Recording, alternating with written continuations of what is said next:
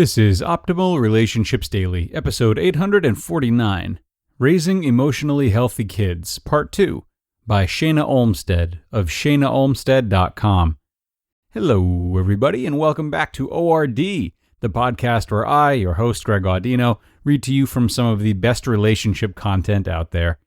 Now, in today's post, we will be discussing parental relationships as we look into part 2 of a post whose first part we read back in episode 744, actually, a while ago.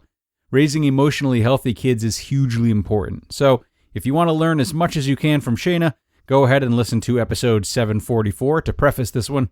But once you're all caught up, or if you are already caught up, let's get into her second part right now as we optimize your life. Raising Emotionally Healthy Kids, Part 2, by Shana Olmstead of shanaolmstead.com. Doing your own work around your kids is really the most important part of parenting. They are a reflection, a mirror, a teacher for us, and whatever you are seeing in them is a reminder to go deeper and do your own internal work. It's not about changing them or making them understand or punishing them. It's attuning to their own powerful divine energy and communicating with their soul on that level. We all chose each other in this experience of being humans, having a spiritual experience. We chose our children, and our children chose us, to learn and grow and evolve together.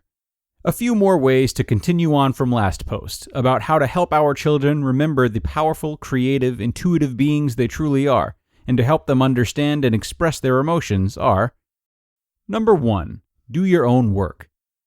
There is a big difference between an unconscious in-the-moment reaction and a mindful, conscious response. When we as parents get triggered by our children, it's still never about them. It's not personal. They are just doing their best to get their needs met in this world. It's always our job as parents to rise above and stay calm, mindful, and attuned to their emotions, to model peaceful presence for them rather than to try to force them into it. When you feel triggered in the moment, pause, take a deep breath, and remind yourself that your lovely, sometimes annoying child is there to teach you patience, compassion, and unconditional love. Number 2. No pressure. I hear often from clients that they feel pressured by their parents to go into a career path growing up.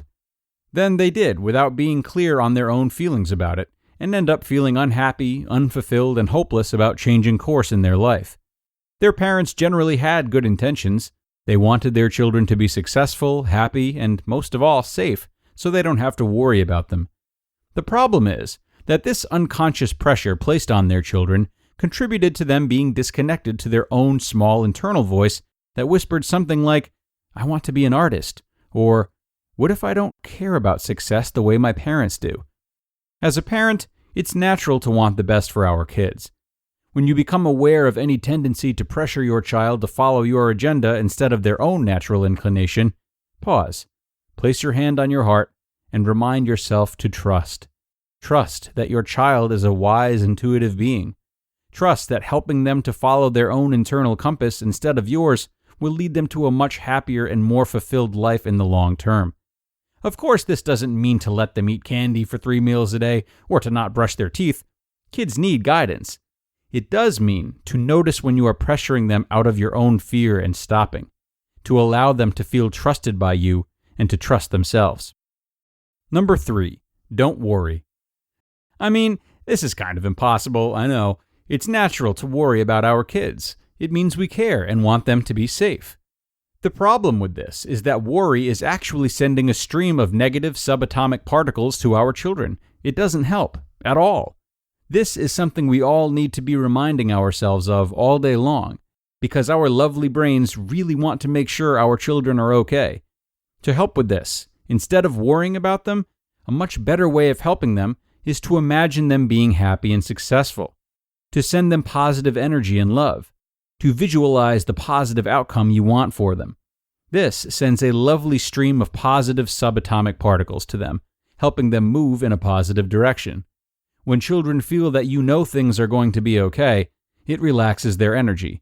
When you worry, they worry. When you trust, they trust. Your children, just like all of us, are always surrounded by angels, guides, and loving source energy that always wants the best for them. There's nothing to fear. Number 4, Model healthy emotional expression. I hear all the time from parents that they want their kids to tell them how they feel, but the parent doesn't even know how they feel themselves or how to express it. In order to help our kids talk about their feelings, we have to do it too. This doesn't mean to go overboard or to have your kids take care of you emotionally. It does mean to let them know when you have feelings, so that they learn that it's normal and healthy to talk about their own feelings. Number 5. Help them express their feelings. As you improve on expressing your feelings, it's also important to help your children express theirs. This means normalizing emotional discussions early on so that they understand that there's nothing weird or scary about talking about their feelings. It means asking them often how they feel, and curiously mind reading for them if they have difficulty accessing their feelings. Instead of avoiding an emotional discussion, instead asking something like, "If that happened to me, I might feel sad, mad, frustrated, angry, scared. Is that how you feel?" Kids don't always have the language for how they feel, so it's very important to help them find the words and let the feelings out of their bodies. I hope these tips were helpful. Have fun raising your beautiful, emotionally healthy children. You just listened to the post titled, Raising Emotionally Healthy Kids Part 2 by Shana Olmstead of shanaolmstead.com. Establishing good communication with your kids or anyone else important in your life is an essential part of any relationship. Likewise, establishing a healthy communication with yourself is essential for your mental health. And when you feel like you've maybe hit a roadblock, know that BetterHelp is here for you. BetterHelp will get your needs assessed and help match you with your personal licensed professional therapist. They provide a safe and private environment for you to communicate with your therapist within 24 hours, plus giving you the flexibility of scheduling weekly video or phone sessions. Their financial aid makes it more affordable than traditional offline counseling, and you can schedule an appointment online at your own convenience. In fact, so many people have been using BetterHelp that they're recruiting additional counselors in all 50 states. BetterHelp is not self-help, it is professional counseling where everything you share is confidential. And guys, I want you to start living a happier life today. As a listener, you'll get 10% off your first month by visiting betterhelp.com/ORD.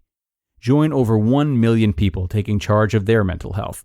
Again, that's BetterHelp, HELP.com/ORD. Thank you so much to Shana for sharing with us today. One really interesting point made in her article is something I've been reading about a lot lately myself, and that is the way we try to protect our children by guiding them along certain paths and the after effects of children ignoring their own voices in this matter. While this is very well intentioned, it's important to realize the risk involved in encouraging our children to rely on us too much when it comes to ideas like this. The more children commit to being under this kind of guidance from their parents, the more susceptible they become to being attached to it. And when this happens, not only can children develop unhealthy expectations on their parents to provide for them in one way or another, but because they subconsciously see this as a lifeline of sorts, anything that opposes the ideas shared by parents are seen as risks. Unfortunately, many of these ideas come from within, that inner voice that Shana was talking about. In many cases, this leads to self-hatred, as that inner voice never goes away, and it regularly expresses the ideas you have for yourself, contrasting ideas set out by parents. It's really important to instill balance in your children in this way, allowing them to explore their own ideas and whatever mistakes may come from them, in addition, of course, to offering support and guidance when it's right. Now, that is all from us today, everyone. Thank you so much for being here with me today, everyone, and I hope you will be back for more tomorrow on the Friday show. It's another great parenting post, and that's where your optimal life awaits.